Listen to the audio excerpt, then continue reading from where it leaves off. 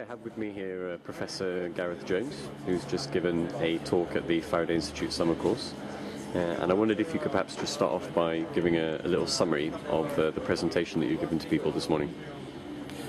The area of the reproductive biology and reproductive technologies really hits a lot of very sore nerves because it brings us immediately to, well, what is the status of the embryo, and also to, more generally, what's the status of the fetus. But I was looking at the embryo this morning, and in these terms, people like to go back and to think, well, we've got evidence that prenatal human life is important, that human life, and particularly prenatal human life, is sacred, and that immediately then has implications. Well, if that is the case, should we, under any circumstance, ever destroy embryos? Yep.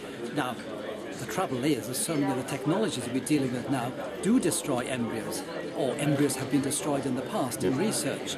And so you seem to get into a conflict situation between feeling that we shouldn't destroy embryos, but the reality is that we do, and a lot of the clinical procedures that we're involved in, like IVF, we do destroy embryos. And so what I've been attempting to do is to say, well, life is not very simple.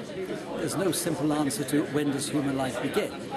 But having said that, there are some general pointers that prenatal human life is important, it is to be respected, because in the end, it is the beginnings of what we all are. Yeah. And so while I don't think that you can give anything nice, simple, black and white answers, I think there are general directions suggesting the importance of prenatal human life, taking it seriously, and then saying, well, if we do this, what then do we feel we will or will not be able to do in practice? Yeah. What do you think are going to be the main issues or technologies or developments that will be dominating people's thoughts and debate in the area of bioethics and embryology, kind of moving into the next few years? It depends if you just in any way link or restrict it to embryology.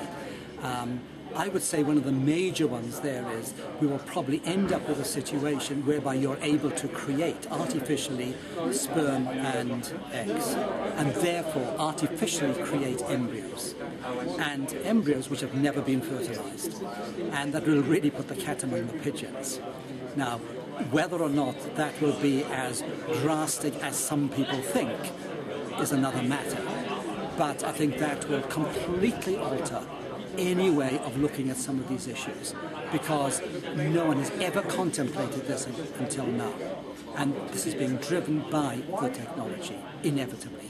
As all bioethics is, it's driven by the science. If you go then into other areas of bioethics, one of the fascinating ones, which I think is highly speculative, is transhumanism. In other words, where it is argued doctors, instead of caring for people, treating people, they'll actually be able to cure death. And so you'll get physical immortality. Now, I think some of this is grossly exaggerated as to the possibilities. But what I think is interesting about it is that it is being driven by a particular worldview, a worldview which is very much a secular worldview, very much a utilitarian worldview, very much a worldview which is dominated by and driven by the possibilities of technology. And while I think so much of this debate is highly speculative and probably not very useful speculation, but it is posing, I think, a challenge to religious and Christian worldviews, because it is completely transforming what one might think about human life and immortality, but immortality, a physical form of immortality, not the sort of immortality that Christians and theologians have ever talked about. So that is very far removed from day-to-day issues.